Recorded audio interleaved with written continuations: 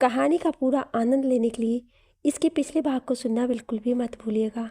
उसका प्लेलिस्ट का लिंक मैं आपको डिस्क्रिप्शन बॉक्स पर दे दूँगी और साथ में कमेंट बॉक्स में पिन भी कर दूँगी, तो आप वहाँ से भी जाकर सुन सकते हैं। और हाँ, आप लोग कहानी को पूरा ज़रूर सुने, तभी कहानी समझ में आएगी। दज अपनी कार को अपनी मेंशन के बाहर रोकता है और अंदर जाकर सेजल और विजय के कमरे में चला जाता है। सेजल बेड पर बैठकर रोए जा रही थी। विजय उसे समझाने की कोशिश कर रहा था, लेकिन वो मानने को तैयार ही नहीं थी। तभी उसकी नज़र दरवाजे पर खड़े दक्ष पर पड़ती है। वो उसे देख कर कहती है, दक्ष भाई, क्या कशिश का कुछ पता चला? दक्ष अंदर आता है और सेजल को वो पैकेट पकड़ा देता है। ये आज एक औरत आकर ऑफिस में दे गई है, दक्ष बोलता है। सेजल जब उस बॉक्स को देखती है तो उसमें मंगलसूत्र, एक लेटर और कशिश का रिजाइन लेटर होते हैं। सेजल जब वो उसे देख रही थी तभी वो लेटर पढ़ती है। दक्ष जी, मुझे पता है कि आपने जो मेरे साथ किया वो मुझसे दुश्मनी में नहीं किया, बल्कि अपने दोस्त विजय के लिए किया।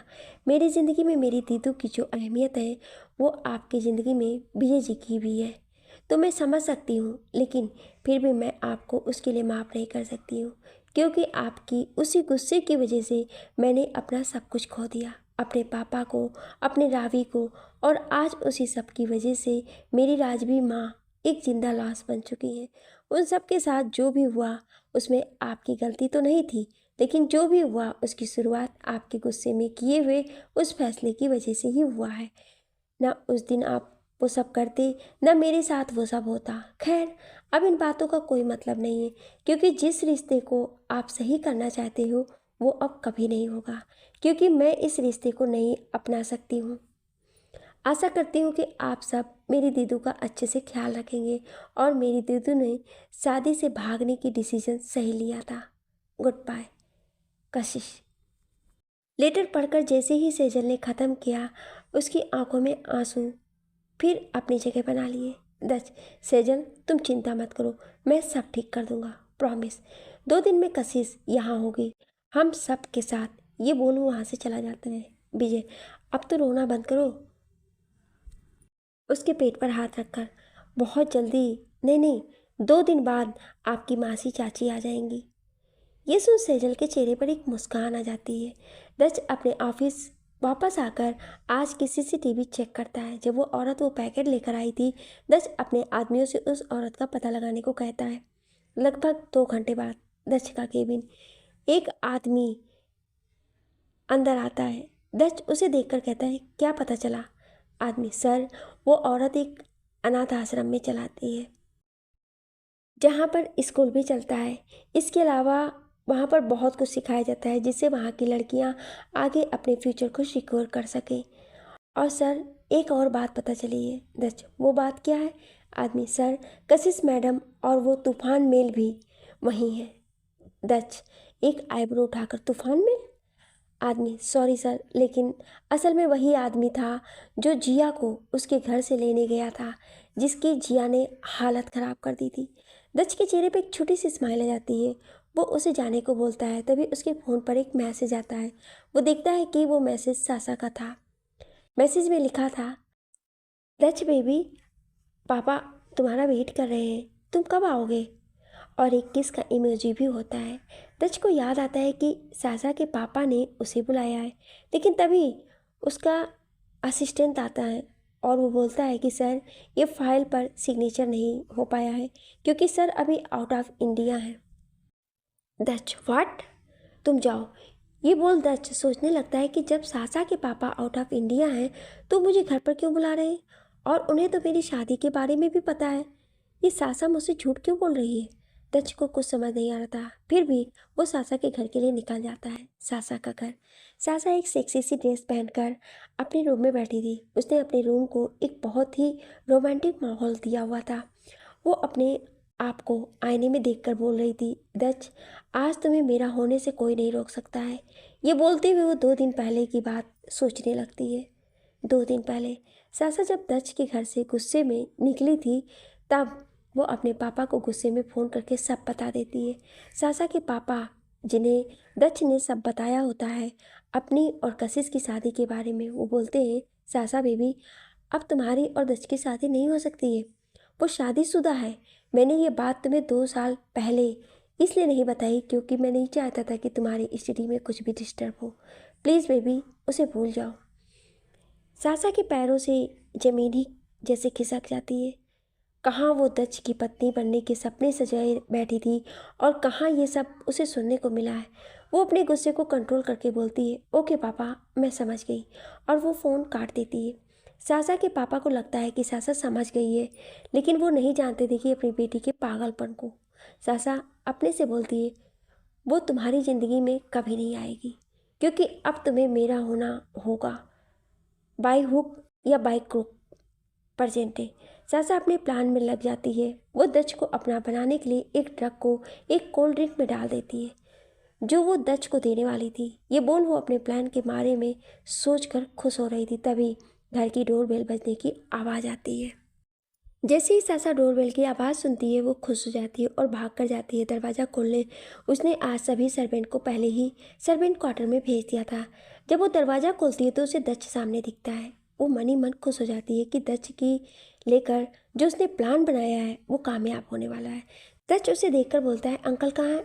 ये सुन सासा सकपका जाती है और रोने की एक्टिंग करते हुए कहती है, आई एम सॉरी दच, मुझे ऐसा नहीं करना चाहिए था, मुझे माफ़ कर दो। ये बोल वो उससे चिपक जाती है। दच उसे खुद से दूर करके बोलता है, कोई बात नहीं, मैंने तुम्हें माफ़ किया। अब अंकल कहाँ है ये बताओ। सासा, वो पापा नहीं है, मुझे तुमसे बात करनी थी तो मैंने तुम्हें बुलाया था। प्लीज़ एक बात, मेरी बात सुन लो। दच, तुमने झूठ बोला? सासा, हाँ, क्योंकि तुम बात ही नहीं सुन रहे थे। प्लीज़ मुझे माफ़ कर दो, एक बार मेरी बात सुन लो। दच, ओके ठीक है, बोलो। सासा खुश होकर दच का हाथ पकड़कर उसे सोफे पे बिठाती है और उसे जूस देती है और पीने को बोलती है। दच बोलता है, तुम्हारा कहाँ है? इस पर सासा भी अपना गिलास लेती है। तभी दच बोलता है, सासा तुम्हारे पापा के पास एक रेड फाइल है, उसमें एक इम्पॉर्टेंट पेपर है लंदन के एक प्रोजेक्ट के, प्लीज़ वो ले आओगी? सासा चली जाती है। जब वो वापस आती है तो देखती है दच ने अपनी पूरी क्लास खाली कर दी थी और वो अपना सर पकड़े बैठा था। सासा समझ जाती है कि उसे नशा चढ़ना शुरू हो गया है। सासा भी जाती है और बैठकर अपने जूस पीने लगती है। दच को नशा पूरा चढ़ चुका था। सासा आप बहुत ही खुश हो जाती है। तभी वो उठकर जाती है और एक रोमांटिक सॉन्ग प्ले करती है और दच की ओर अपने कदम बढ़ा देती है। Song, give me love and give me more, थोड़ा सा मुझे लव ले भी आओ। My lover gave you dance and I feeling love again and again and again. सासा बड़ी ही अदाओं से चलकर दच के पास आती है और अपनी ड्रेस के ऊपर से सरकाकर हटा देती है। सासा दच के सामने आकर उसके सोफे के सामने झुककर उसके होठों को किस करने ही वाली होती है कि दच अपने चेहरे को दूसरी ओर कर लेता है। सासा उसके सामने उसे सिड्यूस करने के अंदाज में अपने पास इशारे से बुलाती है। दच को वैसे ही बैठे देख वो उसे हाथ से पकड़कर अपने करीब करती है और डांस करने लगती है। सासा दच का हाथ पकड़कर अपने कमरे की ओर ले जाने लगती है। दच भी बिना किसी विरोध के उसके साथ जा रहा होता है। सासा अपने कमरे में दच को लेकर आती है। उसके कमरे का माहौल एकदम से रोमांटिक था, लाइट भी डिम थी। इधर कशिश अपने कमरे में बेचैन हो रही थी। उसे खुद नहीं पता था कि वो इतनी बेचैन क्यों हो रही थी। वो अपने पास की टेबल से लेकर पानी पीती है और सोने की कोशिश करने लगती है। काफ़ी मशक्क़त के बाद आखिर उसे नींद आ ही जाती है। तभी उसके कमरे की खिड़की से कोई शख्स अंदर आता है। वो कशिश के बेदाग चेहरे को देखता है। आज कशिश ने नीले रंग का सूट पहन रखा था जिसका दुपट्टा उसके चेहरे को हल्का सा ढक रखा था। जिसके बाद वो शख्स अपने आप में ही बोलता है।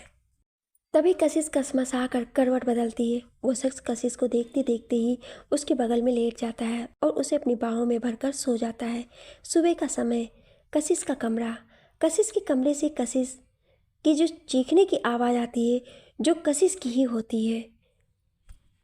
कशिश अपने पास दच को सोया पाकर जोर से चिल्लाती है। तभी दच की नींद खुल जाती है और वो जल्दी से उसके मुंह पर हाथ रखकर बंद कर देता है और प्यार से बोलता है, क्या कर रही हो जानू? तुम अपने पति को पिटवाना चाहती हो जो इतना जोर से चिल्ला रही हो? कशिश उसके हाथ को अपने मुंह से हटाकर बोलती है, आप यहाँ क्या कर रहे हैं? और ये जानू जानू क्या लगा रखा है? मैंने आपको साफ साफ कह दिया था कि मैं आपको अपना पति नहीं मानती, तो ये सब क्या लगा रखा है आपने? तो दच पपी फेस बनाकर बोलता है, एक तो कल तुम्हारे पति की इज्जत लूटते लूटते बची और तुम यहाँ चैन से सो रही हो। मुझे डर लग रहा था तो मैं तुम्हारे पास आ गया अपना सुकून खोजने, जानू, अपनी जानू के पास।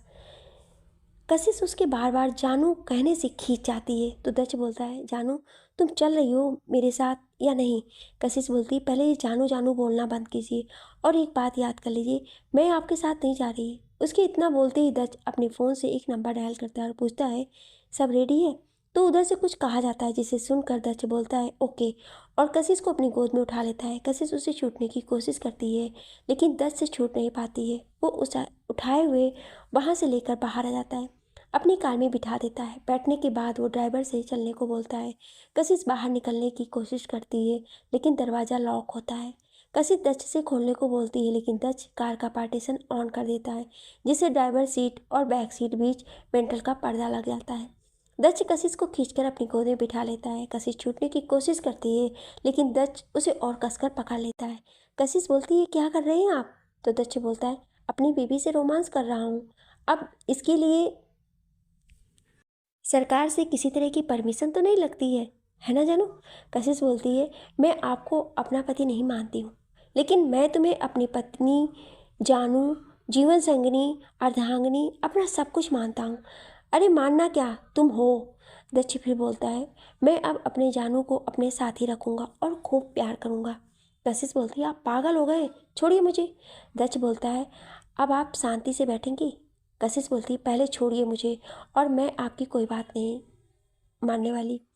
तभी दक्ष कशिश के होठों पर अपने होठ रखकर उसे चुप करवा देता है। उसका एक हाथ कशिश के सिर के पीछे और एक हाथ उसकी कमर पर होता है।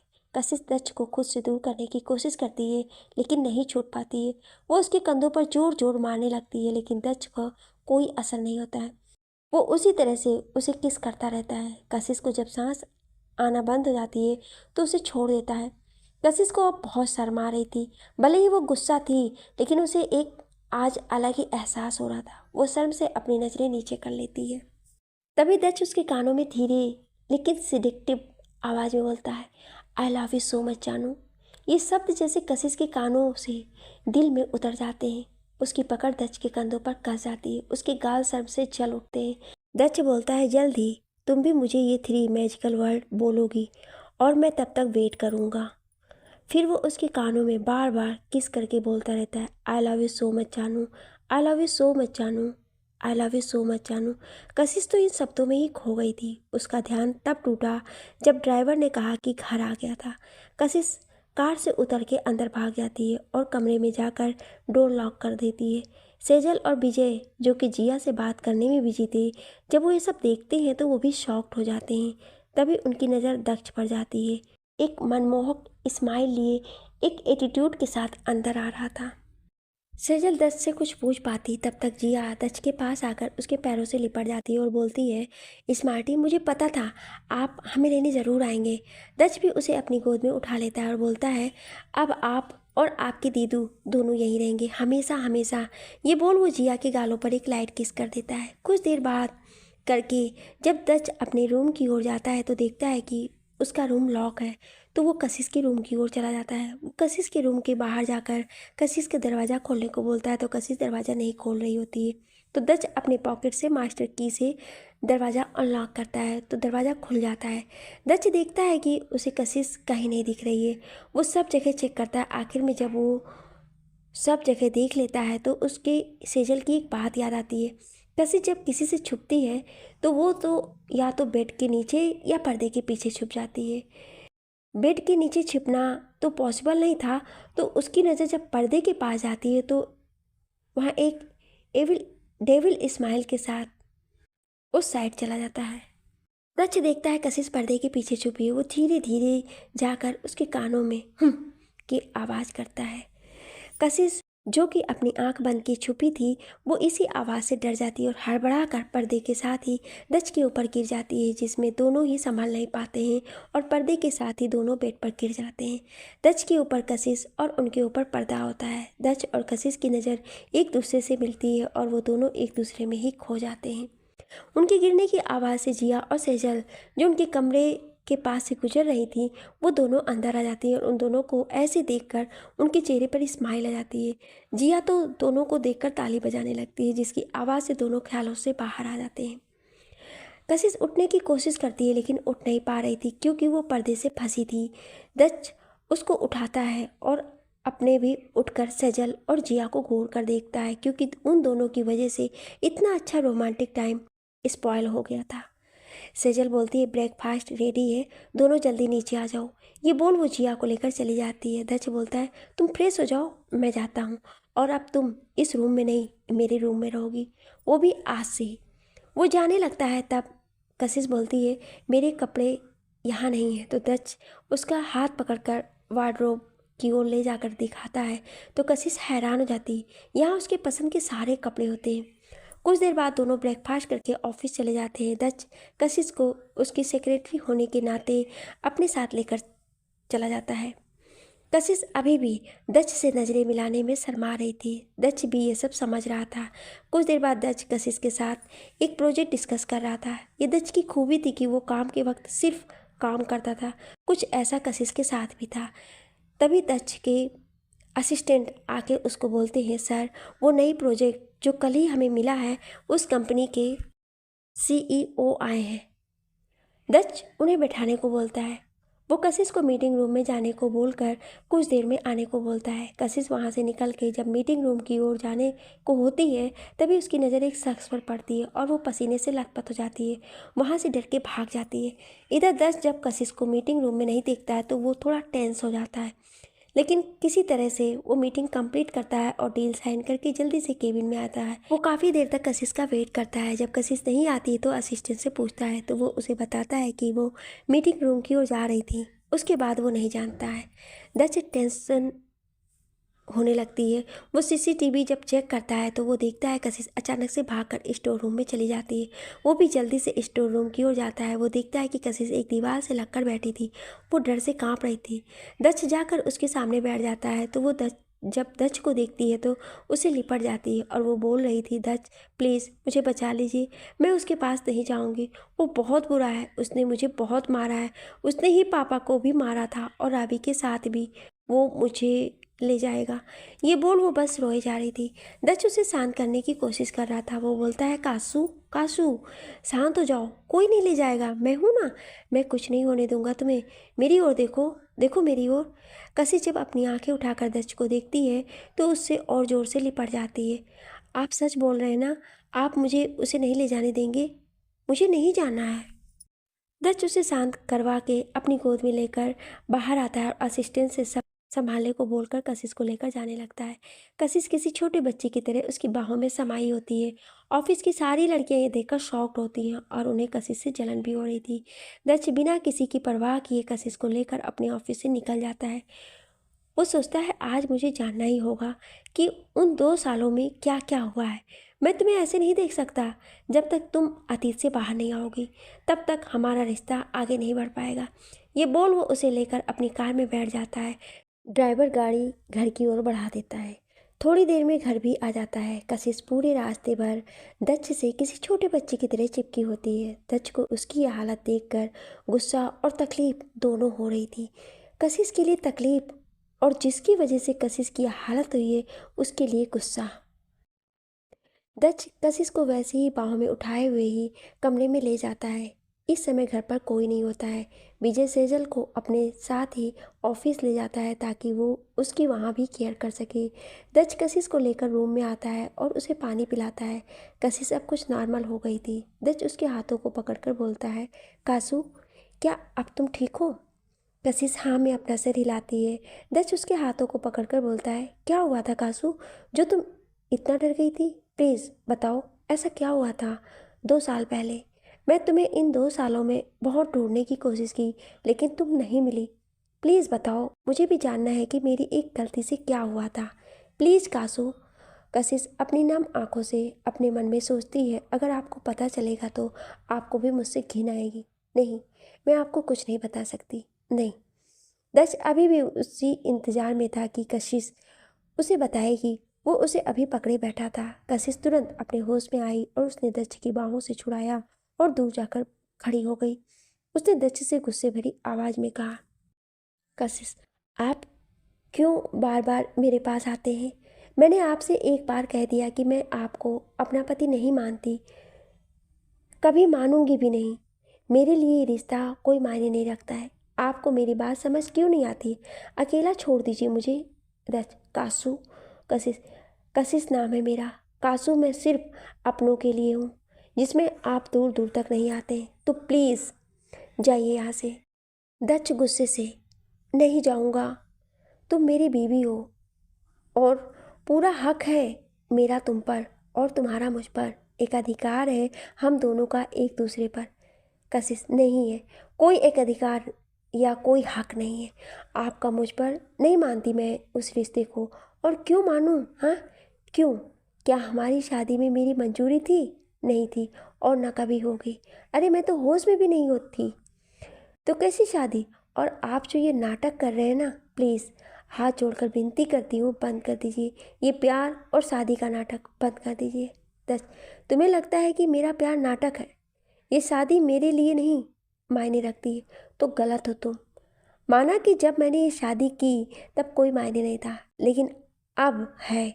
अब ये शादी मेरे लिए मेरी सबसे अजीज है। तुम अजीज हो, प्यार हो तुम मेरा।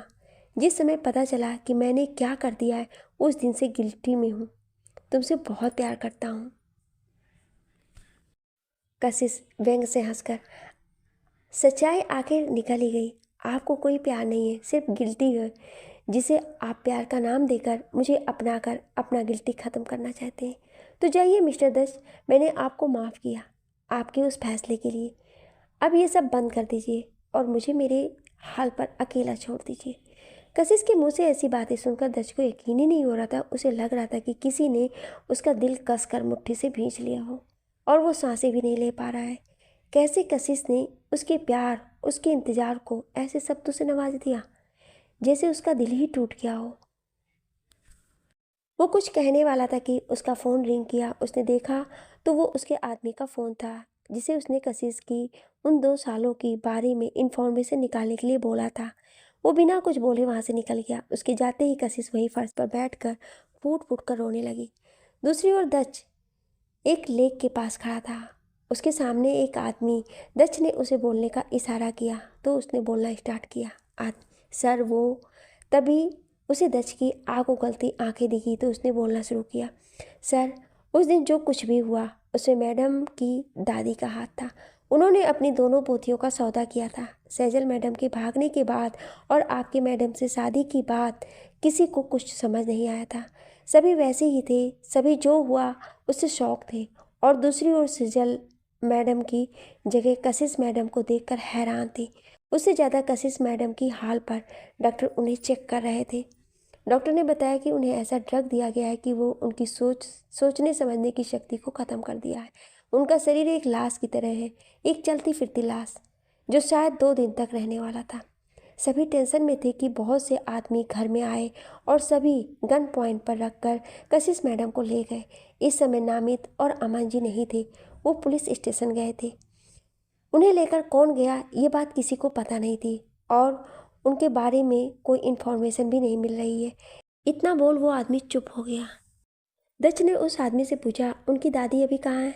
आदमी, सर वो कहाँ है किसी को नहीं पता है, वो तो अपने बेटे के अंतिम संस्कार में भी नहीं आई थी।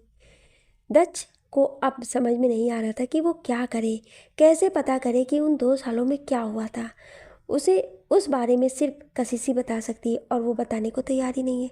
कुछ देर बाद जब वो घर वापस आता है तो देखता है कि हॉल से सैजल बैठी जिया को खेलते हुए देख रही थी और विजय आज किचन में था। आखिर अपनी प्रेग्नेंट वाइफ की मूड स्विंग को झेलना था। आज सैजल ने उससे आज बादाम की खीर खाने की फरमाइश की थी।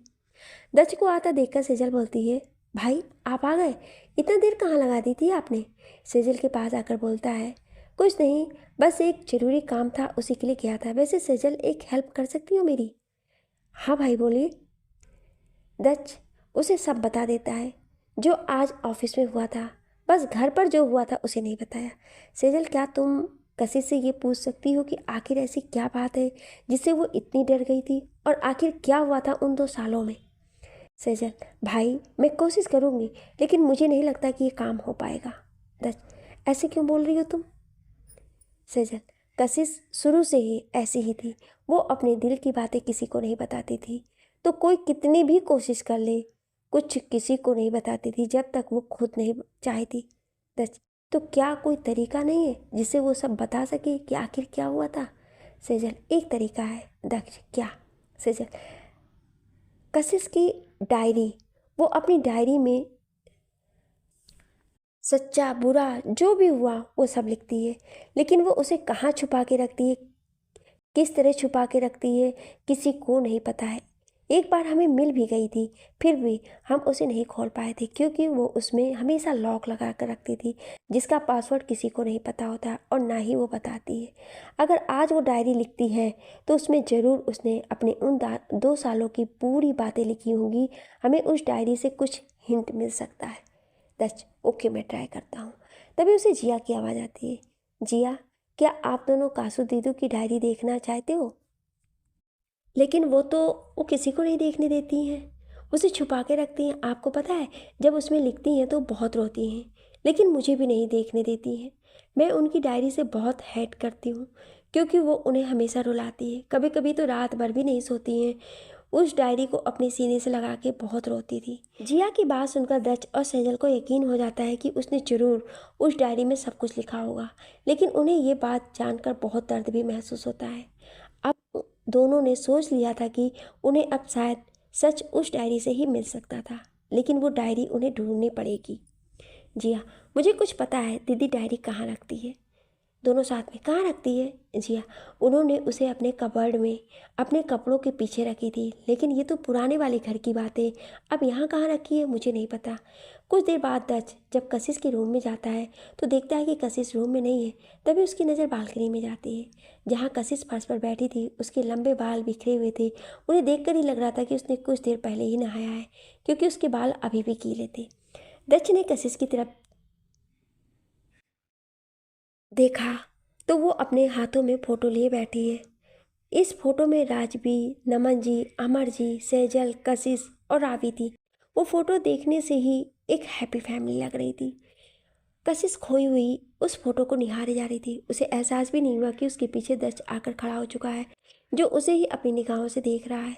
दक्ष, सबकी याद आ रही है? कशिश, सिर्फ याद ही कर सकती हूँ। काश मैं कुछ और कर सकती, समय को फिर से वापस वहाँ ले जा पाती तो आज सब कुछ ठीक होता है। काश मैंने दादी का विश्वास नहीं किया होता, काश मैं उन्हें घर लेकर नहीं आई होती तो आज ऐसा नहीं होता। दच, तुम्हारी कोई गलती नहीं कासू, तुम तो बस उनकी चाल में फंस गई, क्योंकि तुम्हारा दिल साफ है, तुम सभी को अच्छा ही समझती हो। उसकी बात में कशिश को उसकी तरफ देखने पर मजबूर कर दिया। दक्ष ने देखा तो कशिश की आंखों में नमी ठहरी हुई थी, जो उसके गालों पर भी आ चुकी थी। दक्ष नीचे कशिश के पास बैठ जाता है। दक्ष ने अपना हाथ बढ़ाकर कशिश के गालों पर गिरे हुए आंसुओं को पोंछा और अपनी प्यारी आवाज़ में कहा, खुद को ब्लेम देना बंद करो कासू, तुम्हारी कोई गलती नहीं थी, ना कल, ना आज और ना कभी होगी, क्योंकि तुम दक्ष का प्यार हो, जो कभी गलत नहीं हो सकता है। अचानक से कशिश ने अपना सर दक्ष के सीने पर रख दिया। दक्ष ने भी उसे अपनी बाहों में समेट लिया। कशिश इस समय सब कुछ भूलकर खुद को दक्ष की बाहों में बहुत ही महफूज महसूस कर रही थी। कशिश अभी भी दक्ष की बाहों में सुकून से अपनी आंखें बंद किए हुई थी। तभी उसकी आंखों के सामने कुछ दृश्य आते हैं। एक लड़की एक कमरे में अपने घुटनों में सर झुकाए बैठी थी। तभी एक आदमी उस कमरे में आता है। उस लड़की का चेहरा उठाकर देखता है। उस लड़की के चेहरे पर उंगलियों के निशान थे और आंसुओं की लकीरें बनी थी। आदमी, शिष्ट, क्या करती हो जान? अगर मेरी बात मान जाती तो ऐसा नहीं होता। वो लड़की उसका हाथ अपने चेहरे पर से हटाती है और गुस्से से बोलती है, कभी नहीं, मर जाऊंगी, लेकिन तुम्हारी बात नहीं मानूंगी। तुम बहुत बुरे हो, बहुत। तुमने मेरे बाबा को मार दिया। मैं कभी तुम्हारी बात नहीं मानूंगी। आदमी उस लड़की के बालों को पकड़कर गुस्से से उस लड़की के चेहरे को अपने हाथों से दबाकर दांत पीसकर बोलता है, प्यार की भाषा तुम्हें समझ नहीं आती है ना? तो ठीक है, चलो, एक सरप्राइज है तुम्हारे लिए। ये बोल वो उसे घसीटते हुए बाहर लेकर आता है और बाहर का नज़ारा देखकर उसकी आंखें भर जाती हैं। वो जोर से चिल्लाती है, नहीं। इसके साथ कशिश उठ भी जाती है और रेलिंग के पास जाकर चिल्लाने लगती है, नहीं, प्लीज़ छोड़ दो उसे, माफ़ कर दो, छोड़ दो। दक्ष उसे पकड़ने की कोशिश कर रहा था, वो खुद को छुड़ा रही थी। अगर दक्ष ने उसे छोड़ दिया तो शायद वो नीचे गिर जाती। कशिश को आज नीचे कुछ और ही दिख रहा था। वो अभी भी अपनी पास्ट की इमेजिनेशन में थी। तभी दच उसे जल्दी से पकड़कर अंदर लाता है और उसे काम डाउन करने की कोशिश करता है, लेकिन कशिश को कुछ भी समझ नहीं आ रहा था। अचानक से वो रावी जोर से चीखती है और बेहोश हो जाती है। अभी तक सेजल, विजय और जिया के साथ घर की सभी सर्वेंट भी आ गए थे। कशिश की यह हालत देखकर सेजल, विजय और जिया के साथ साथ सभी सर्वेंट की भी आंखें नम हो गई थी। जिया तो जोर जोर से रो रही थी। दक्ष जल्दी से कशिश को बेड पर लेटाता है। सेजल और जिया उसके पास आकर बैठ जाती हैं। सेजल कशिश के सर को सहला रही थी और जिया रोई जा रही थी।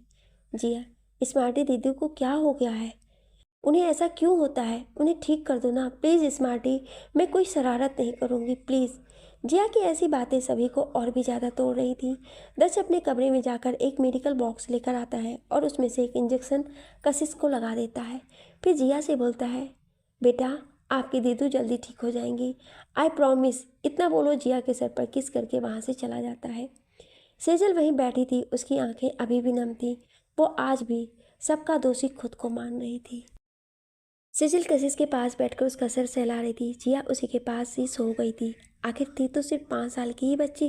तभी सेजल को कशिश के बड़बड़ आने की आवाज़ आ रही थी, जो कि नींद में कुछ बोल रही थी। नहीं प्लीज़ प्लीज़ छोड़ दो मुझे घर जाना है, मुझे अपनी मम्मी के पास जाना है, बाबा के पास जाना है, मुझे जाने दो, प्लीज़ छोड़ दो मुझे।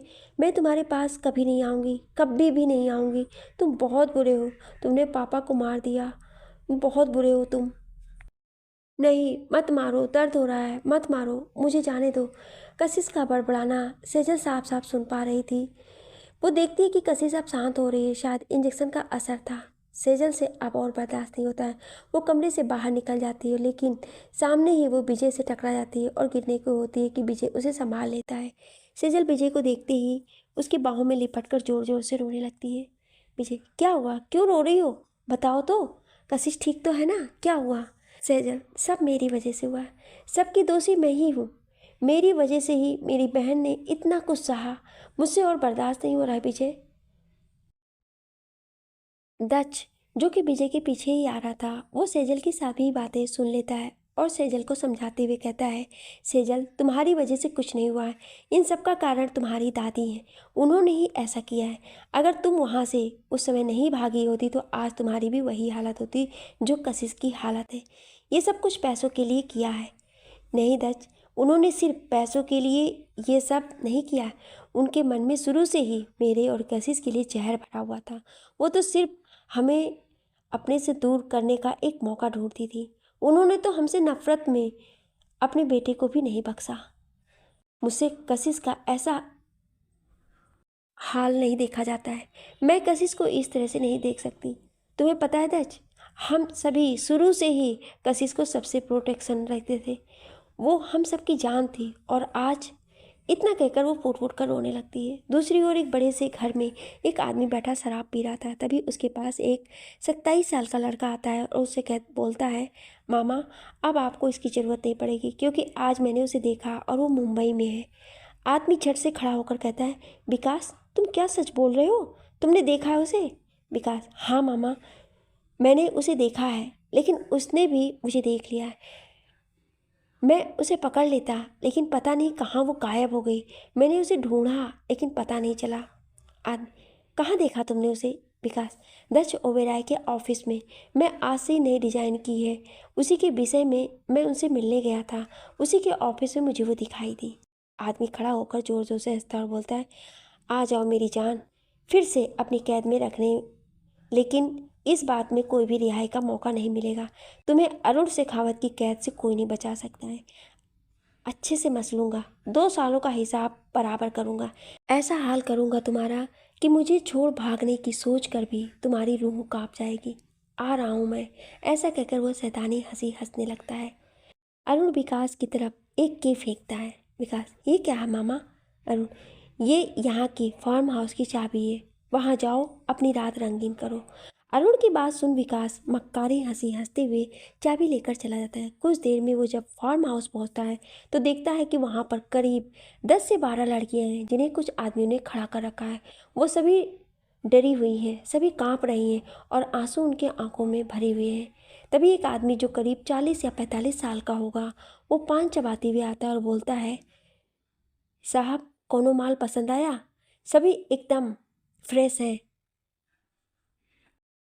पहली बोली आप ही लगाइए। विकास एक बार उस आदमी को देखकर सभी लड़कियों की ओर देखता है। उसकी नज़र एक 19 साल की लड़की पर पड़ती है। वो उसकी ओर पॉइंट कर देता है। कुछ देर में सभी लड़कियां चली गई थी और जिस लड़की को विकास ने पसंद किया था वो उसके कमरे में एक और खड़ी थी। वो अभी भी कांप रही थी। तभी विकास उसके सामने एक वाइन की बोतल लेकर आता है और उसके सामने करते हुए कहता है, इसे पियो। वो लड़की डरते हुए मना करती है तो वो सारी बोतल उस लड़की के ऊपर उड़ेल देता है। फिर हंसते हुए बोलता है, अब शराब और शबाब दोनों साथ में। इतना बोल वो उसे बेड पर फेंक देता है और उसके साथ अपनी मनमानी करता रहता है। उस कमरे में उस लड़की की चीखने चिल्लाने की आवाज़ें पूरी रात भर गूंजती है, जो बयां कर रही थी कि उसके साथ होने वाली दरिंदगी का। इधर जब कशिश की आंखें खुलती है तो उसे अपने ऊपर कुछ भर महसूस होता है। वो देखती है कि जिया उसे करल कर सोई हुई है। उसके चेहरे पर एक मुस्कान आ जाती है। वो उठकर बाथरूम में चली जाती है, लेकिन बाथरूम का नज़ारा देख उसकी आंखें फैल जाती है, क्योंकि बाथरूम में दच सिर्फ टॉवल में खड़ा था। कुछ देर तो वो उसे देखने में ही खो जाती है, लेकिन खुद को जल्दी ही होश में लाकर वो वहाँ से भागने लगती है। लेकिन तभी उसे कोई खींच लेता है। कशिश जब तक समझ पाती तब तक वो दच की बाहों में थी। दच ने उसे खुद से चिपका कर थामा हुआ था। दच ने उसे तभी देख लिया था जब वो बाथरूम में आई थी। इस समय दच की दोनों हाथ कशिश की कमर पर थे और कशिश की दोनों हाथ दच की नेक्स्ट चेस्ट पर थे। कशिश दच की आंखों में देख रही थी और बोलती है, छोड़िए मुझे, मुझे जाना है। दच, मेरा तुम्हें जाने देने का कोई मूड नहीं है। जान? कशिश, मैंने कितनी बार कहा है मैं कोई आपकी जान मान नहीं हूँ। दच, लेकिन मैं तो मानता हूँ ना। वैसे तुम यहाँ, अगर तुम्हारा कुछ रोमांटिक करने का मूड था तो इतना शर्माने की बात नहीं है। मैं तुम्हारा ही हूँ और तुम मेरी। कशिश, दिमाग सही तो है आपका? ऐसा कुछ भी नहीं है। मुझे नहीं पता था कि आप यहाँ हो, नहीं तो मैं नहीं आती। अब आ गई हो तो इतनी आसानी से नहीं जाने दूंगा बिना बदला लिए।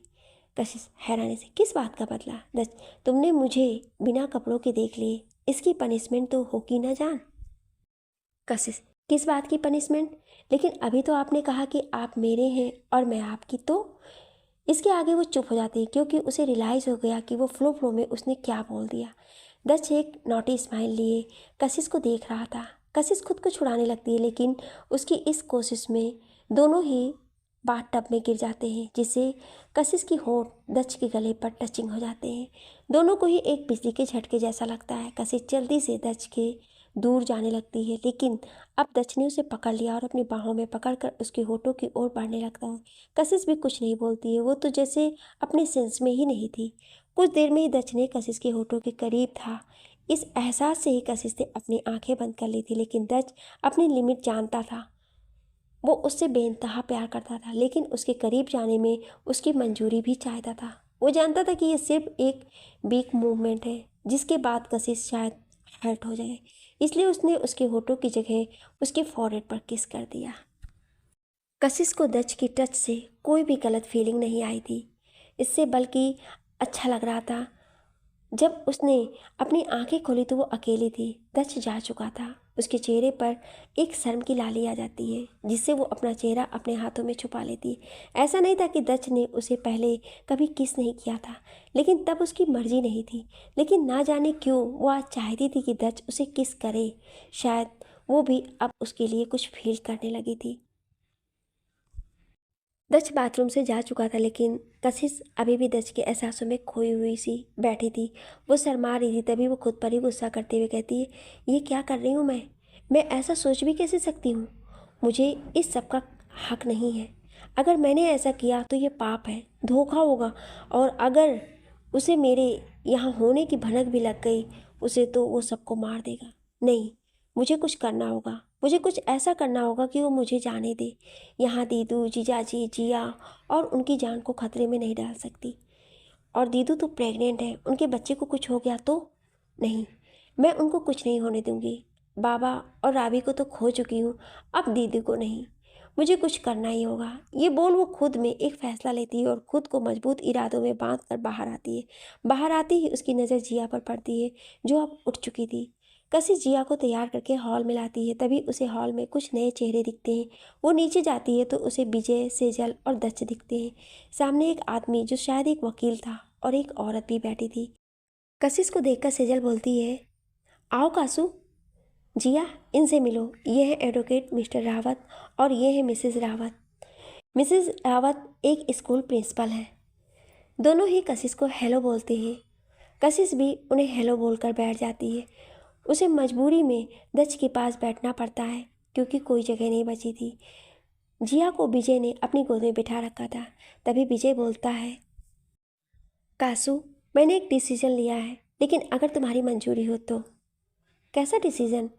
मैंने और सैजल ने जिया को गोद लेने का सोचा है, अगर तुम्हें ऐतराज़ ना हो तो। कशिश, जिया के माँ बाप का नाम मिल जाए, उसका फ्यूचर सिक्योर हो जाए तो मुझसे ज़्यादा कौन खुश होगा। लेकिन एक बार जिया से। सैजल, जिया से पहले हम पूछ चुके हैं और वो तैयार भी है। कशिश जिया को देखती है तो बोलती है, जिया, हाँ दीदू, मुझे ना मम्मी पापा ने पहले ही बता दिया था। उसके मुंह से मम्मी सुनकर सैजल की आंखों में खुशी के आंसू आ गए थे और वो जिया को गोद में लेकर प्यार करने लगती है।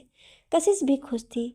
कुछ ही देखने सारी फॉर्मेलिटी के बाद कानूनी रूप से जिया विजय और सैजल की बेटी हो जाती है। कशिश को अंदर से एक सुकून मिल रहा था क्योंकि उसकी एक सबसे बड़ी जिम्मेदारी चाहिए आज अपने माँ बाप के साथ थी। कशिश खुद से ही मन में कहती है, अच्छा है, जिया भी सेटल हो चुकी, मुझे कुछ भी करके यहाँ से जाना होगा। मेरे यहाँ रहने से सबकी जान को खतरा है। अगर मैं यहाँ नहीं रहूँगी तो सभी लोग सेफ रहेंगे और वो किसी को कोई नुकसान नहीं पहुँचा पाएंगे। फिर वो सभी को एक नज़र देखकर किचन में चली जाती। इधर जिया अपने मम्मी पापा के साथ बात करने में बिजी थी। दक्ष सभी को बिजी देखकर धीरे से किचन में चला जाता है। जब वो किचन के दरवाजे पर पहुंचता है तो वहां से आने वाली खुशबू में खो जाता है। कशिश आज आलू पूड़ी और खीर बना रही थी। दक्ष उसके पास बढ़ जाता है और धीरे से उसे पीछे से अपनी बाहों में जकड़ लेता है, लेकिन कशिश का रिएक्शन देख वो शॉक्ड हो जाता है। जब दक्ष ने कशिश को पकड़ा तो वो हड़बड़ा गई। इसी चक्कर में उसके हाथों से बेलन छूट गया जो दक्ष के पैरों पर गिरा। दक्ष के पैर की अंगूठी पर बेलन लगने से एक तेज दर्द हुआ। उसने अपनी आंखें मीच ली। जब कशिश ने ये देखा तो पहले उसने दक्ष को कंसोल करने की सोची, फिर कुछ याद आते ही बोली, ये क्या हरकत है आपको? एक बार में समझ नहीं आता कि दूर रहे मुझसे। ये बोल वो वहाँ से चली जाती है। दक्ष को आज ना जाने क्यों कशिश में कुछ गड़बड़ लगी, जैसे वो कुछ और ही बोल रही हो जो वो नहीं चाहती थी। कशिश वहाँ से सीधे अपने कमरे में जाकर दरवाज़ा बंद करने को होती है। तभी एक धक्के से दरवाज़ा खुलता है जिससे वो 2 कदम पीछे हो जाती है। दक्ष कमरे में आकर दरवाज़ा बंद करके कशिश की ओर बढ़कर उसके कंधों को पकड़कर बोलता है, क्यों कर रही हो ऐसा? तुम्हें क्या लगता है मैं कुछ समझ नहीं रहा हूँ? सब समझता हूँ। बस ये बताओ, क्यों अपने एहसासों को क्यों नहीं कबूल कर रही हो? मान क्यों नहीं लेती कि तुम भी मुझे चाहती हो? तुम्हारे दिल में भी मेरे लिए फीलिंग्स है, क्यों नहीं मानती? कशिश खुद को दक्ष की पकड़ से छुड़ाकर, नहीं, मेरे दिल में आपके लिए कोई फीलिंग्स नहीं है। न करती हूँ प्यार आपसे। क्यों करूँ कबूल? वो जो है ही नहीं। कितनी बार बोल चुकी हूँ, दूर रहिए मुझसे। दक्ष, नहीं रहूँगा दूर। तुम मेरी बीवी हो, मेरी शादी हुई है, प्यार करता हूँ तुमसे, तो क्यों रहूँ दूर? कशिश दक्ष की प्यार, इमोशन सब समझती थी और कहीं ना कहीं वो भी प्यार करने लगी थी उससे, लेकिन उसका अतीत उसे आगे नहीं बढ़ने दे रहा था। उसने खुद को मजबूत किया और वो कहना शुरू किया जो वो शायद कभी नहीं बोलना चाहती थी। कशिश, साफ साफ बोलिए ना कि आपको अपने पति होने का हक चाहिए। आपको भी वही चाहिए जो हर मर्द एक लड़की से चाहता है। अगर ऐसा है तो लीजिए। ये बोल उसने अपना दुपट्टा खुद से अलग कर ज़मीन पर फेंक दिया और बोली, कशिश, आगे बढ़िए, ले लीजिए अपने पति होने का हक, पूरी कर लीजिए अपनी ख्वाहिश। कसम से नहीं रोकूंगी, कुछ नहीं बोलूँगी, आइए और ले लीजिए जो आपको चाहिए। ये सब बोलती उसकी आंखों से आंसू बहते रहे जिसे वो रोकने की कोशिश कर रही थी। दक्ष उसकी बातें सुनकर एकदम ब्लैंक हो चुका था। वो तो समझ ही नहीं रहा था कि कशिश उसे ऐसा क्यों समझती है। आज उसको ऐसा लग रहा था कि किसी ने उसका दिल मुट्ठी में भेज लिया हो। उसने एक नज़र कशिश को देखा, फिर उसके दुपट्टे को उठाकर पहले उसे अपने सर से लगाया, फिर कशिश को उसे ढक कर बोला, तुम्हें अपने दिल से, आत्मा से अपना माना है, मैंने इसमें हवस कभी नहीं की थी। तुमने ऐसा कैसे सोच लिया कि मैं तुम्हें सिर्फ पाना चाहता हूँ और मर्दों की तरह मुझे बस फिजिकल नीड की ज़रूरत है? अगर ऐसा होता तो आज तक तुम्हें ढूंढता नहीं, क्योंकि लड़कियों की कमी नहीं है डच ओबेरॉय को। मेरे एक इशारे पे लाखों लड़कियां तैयार हो जाती हैं, लेकिन सच्चाई प्यार तुमसे किया था। तुम पहली और आखिरी हो जो मेरी ज़िंदगी में आई हो। तुम नहीं तो कोई भी नहीं। तुम चाहे लाख बहाने बना लो, जानता हूँ कोई बात ज़रूर है जो तुम रोक रही हो, उसका पता भी लगा लूँगा। अब मैं नहीं, तुम खुद आओगी मुझसे अपना इजहार करने, ये बोलने कि तुम भी मुझसे प्यार करती हो, और जिस वजह से तुम मुझसे दूर जा रही हो उसे मैं ज़रूर ख़त्म करके रहूँगा, ये मेरी कसम है। ऐसा बोल उसने कशिश के सर पर हाथ रख दिया और वहाँ से उल्टे कदम लौट गया। उसके जाते ही कशिश ने दरवाज़ा बंद किया और वहीं दरवाजे से लग कर बैठ गई और रोने लगी। एक झलक। कशिश बेसुध सी चली जा रही थी, तभी एक गाड़ी आती है और उसे उसमें खींच कर ले जाती है। कशिश के पीछे चल रहे बॉडीगार्ड उसे बचाने के लिए आगे बढ़ते हैं, लेकिन वो गाड़ी बहुत दूर निकल जाती है। इधर गाड़ी में कशिश अपने सामने बैठे इंसान को देखकर शॉक्ड रह जाती है। क्या होने वाला है आगे इस कहानी में जानने के लिए सुनिए अगले भाग में। Thank you.